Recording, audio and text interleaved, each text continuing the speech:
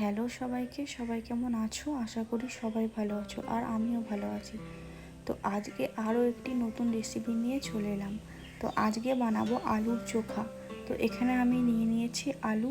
তো আলুগুলোকে ভালোভাবে কেটে ধুয়ে নিয়েছি। এবার সিদ্ধ করার জন্য প্রেসার কুকারে দিয়ে দেব।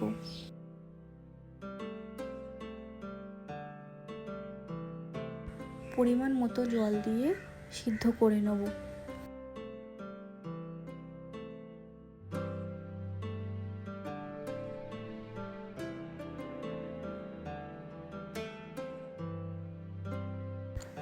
এখানে আমি 3টে সিটি দিয়ে নিয়েছি।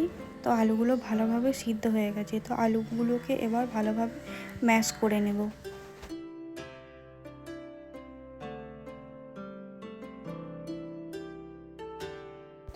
এখানে তোমরা কিছুর সাহায্যে ম্যাশ করে নেবে, কারণ আলু অনেক গরম। তো আলু ঠান্ডা হয়ে গেলে তারপরে হাত দেবে।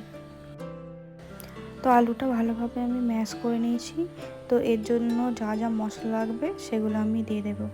প্রথমে দিয়েছি জিরের গুঁড়ো, তারপরে দেব হলুদ, লঙ্কা গুঁড়ো, পরিমাণ মতো লবণ, আর দিয়ে দেব সামান্য পরিমাণ মিট মশলা।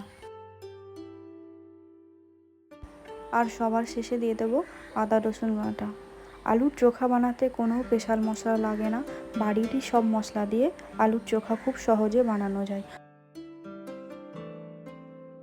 আর আলুর চোখা বানাতে খুব একটা টাইম লাগে না, খুবই অল্প সময়ে আলুর চোখা বানানো যায়। তো ভালোভাবে আমি মশলাগুলো মেখে নিয়েছি। তো এবার হাঁড়িতে সরষের তেল দিয়ে দেবো।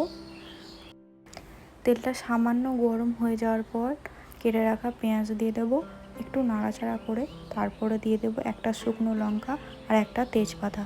তো ভালোভাবে এবার এগুলোকে ভেজে নিতে হবে। ভেজে নেওয়ার পর তারপরে যেই আলু মাখাটা করে রেখেছিলাম ওই আলু মাখাটা দিয়ে দেবো।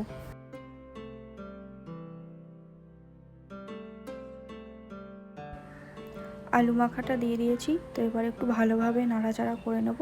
নাড়াচাড়া করার পর পরিমাণ মতো জল দিয়ে দেব।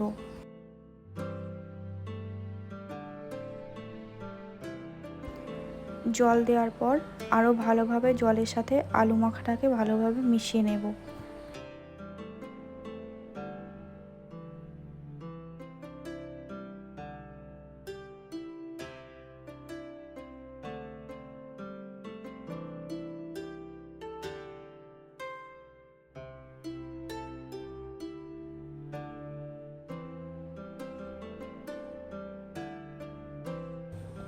দেখতেই পাচ্ছ তোমরা, এখানে আলুর চোখাটা ফুটতে লেগে গেছে।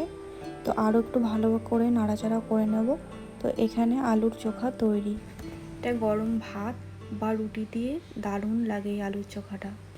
তোমরা বাড়িতে একবার ট্রাই করতে পারো। এই আলুর চোখাটা অনেক সুন্দর হয়েছিল খেতে। তো এখানে গরম গরম আলুর চোখা তৈরি। আজকের জন্য এখানেই শেষ করছি। তো আবারও কোনো একটি নেক্সট ভিডিওতে দেখা হবে। তো তোমরা সবাই ভালো থেকো, সুস্থ থেকো।